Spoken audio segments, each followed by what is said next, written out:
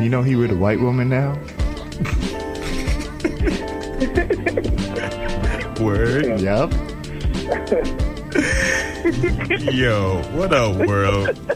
You know what it is. This down, man. What up, man? Oh, the order's all fucked up now? No. Yeah, we good. We good. You know. Alright. So, Kev, where you at? I'm calling it. I'm way out here in the Pine Barrens at work, sick. Yeah. We gonna do this. Yeah, we gonna make it happen. You already know it's KDD out here. Let me put this phone on mute. Don't need any harlots texting me right now. I'm at work. And yeah, so we got a special guest here, Sade. Say what up to the people. What up? And I gotta tell everybody about this. So just like a little, keep it brief. You know what I mean? Oh, yeah. I live in Brooklyn, work for a living, work for the man, trying to start a nonprofit actually to teach financial literacy to everyone in the ghetto who needs it, basically. True. That's it. Yeah. That's what's up. I like it. It's very nice and succinct. So, we, well, the three of the four of us, no shade, listened to like a video that been rotating around the internet, talking about how the myth of black buying power and stuff like that. And I mean, we've heard a lot of different things from other people also, you know, kind of just making it seem that, you know, to be a nigga in America is a death sentence. Like no matter what, like it's like no matter what, like niggas can't get ahead, niggas can't get money, niggas is just fucked out here. So I just wanted to kind of take a look at that narrative and like really kind of break it down, because I mean, shit, if honestly, like if there's no point in us being alive, I mean, what's the point, my nigga? Like, you know what I'm saying? Like that's my whole thing. I'm not a quitter. I know spitters are quitters, but that's another show. Anyway, so Sade, give me your take on the video and you know, kind of what you took from it. I have to say it's very opinion-based, so it wasn't like a video that I could watch and take note and be like, yeah, this is it, this is fact. Definitely going to do this in the future. But I can see why someone would watch that video and just be like, yeah, I totally believe in it. I totally get it, you know, believe in the myth that we have this buying power and it doesn't exist. I believe, like, African Americans, we do have the potential to rise to the top, basically, be the cream of the crop with our white counterparts. We just don't invest in our money properly, and we don't even know what to invest our money in properly. We're taught, you know, if you like something and you have the money, buy it. We're never taught to save and, you know, invest in something that will make us money. Rather than buying assets, we buy a lot of things that are liabilities. Nice cars, nice houses, things that really does make us money, doesn't give us a second income. So we're constantly working to clear our debt or just to spend our money. And I think his video brought up a lot of good points, but it also brought up a lot of arguments. You know, like, hey, we have that money. We just don't know how to turn it into a wealth rather than just us buying rims and weaves and clothes and things like that. But I thought it was an interesting video to listen to. I wish he came up with a lot more facts. I wish he gave out a lot more information about how we could actually do something with that, rather than just saying, hey, we don't have this kind of money and we'll never have this kind of money and you might as well just give up. Like, there's no point of you working because, you know, your money's not going to amount to anything. So that was my take on it. True. Now, Daryl, I know you said you heard a little bit of it. Like, what was your take on it? Well, I guess first before I start talking, the sound here is like a real sensitive. It's a good thing though, but the sound here is real sensitive though. Like if I fart, I can't get away with it. You know? But yeah, yeah. I mean, I listened to it. From for the most part, and I see where they're coming from, but I disagree with the whole notion that it's over, and what our black leaders taught us, that basically they were wrong, and etc. etc. Sometimes you do feel like that when you're just constantly getting beat over the head over and over it. You feel like you just don't have no more fight, and you might as well just give up. But nah, black people ain't going nowhere, and we always want to find a way to get it done. I mean, they try to kill us off with slavery, they try to kill us off with everything else they've done in the past, and we still here. So you just can't have that type of mindset, that attitude. I mean, I could just imagine like a parent sitting down, probably playing that for their child, and just the type of effect you can have on a little kid like that. Like I totally disagree with the video.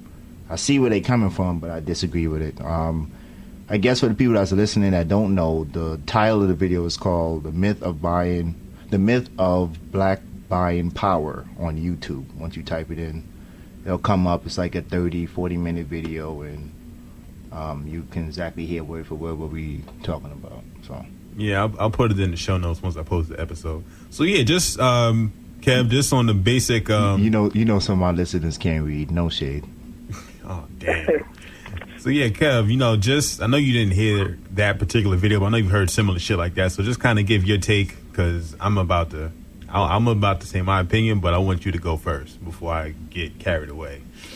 Well, I mean, from what I'm understanding, it seems like it's a people out. I mean, who exactly, or who thinks that this is like a real thing? I mean, we have plenty of role models out here that's telling us otherwise. So, I mean, it's like if you want to have a pity party and say that you're never going to get ahead in life just based off of maybe off of some bad circumstances, or you see people that's not doing that good, maybe you're looking in the wrong areas, because I see people firsthand, doing very well or investing their money the right way.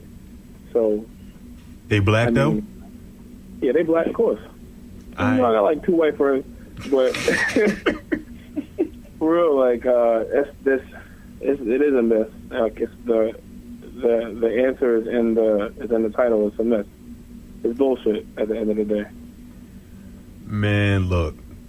So I've seen this video, circulate a couple of times, and you know what? I was like, let me be an adult, you know what I mean, and really listen to both sides, because again, I'm all for the upward mobility of the original man and the original woman. So, I listened to it, and like I kid you not, like shit kind of made me cringe. You know what I mean? It's just then the guy goes on to say he's not an economist, he doesn't do math.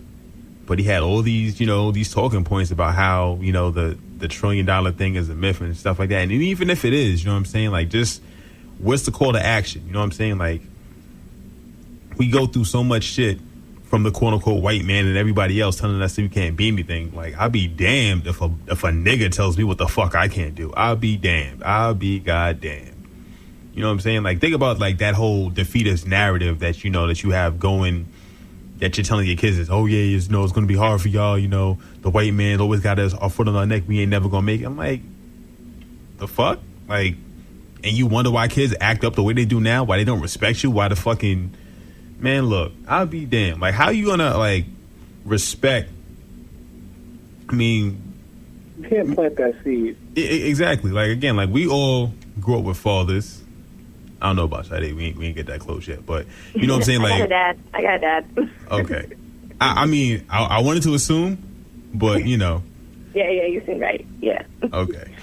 I'm getting good at this whole thing, but anyway, yeah, like I couldn't see myself like respecting my father, saying, "Oh, I can't provide for my family because of the white man," or we ain't never gonna make it, or you always gotta watch out, or like I'm like, the fuck, this is supposed to be my example of what a man is. That just made me throw up. That's what I'm saying. I'm like, fucking bitch ass nigga. Like, I got fucking bitch ass in my DNA. Like, what the fuck is this? I thought we was kanks, nigga. The fuck is this? Honestly, it's better for your father to be non-existent to plant some stupid ass shit. Like, first, like you're just you're negating the whole entire job of being a parent. If you say shit like that, you can't. Especially kids, as kids, they're gonna soak everything up. You know what I'm saying? So if you put in your child's head that they don't stand a chance, they're gonna believe that. They'll never reach the heights they're supposed to. You know what I mean? The only thing that we should be doing is telling people what they have in them already. They're like, it's not like they really have to do too much soul searching to find out what they're capable of doing. You know, so yeah, that's crazy. Yeah, and then like I'm thinking about it, it's just like, I mean, what's that any different from saying, you know, you ain't never gonna be shit, you just like your daddy? It's the same shit to me. I don't know. Like, either way, you just setting them up for failure. Yeah, you always got to hear both sides of the argument. You know, you don't want to just hear one side all the time, because that's how your argument points become stronger, when you hear both sides and you can kind of pick and choose how you're going to just break down that whole method of what they're trying to teach. But, I mean, like I said, I understood where they was coming from, but nah, you just can't.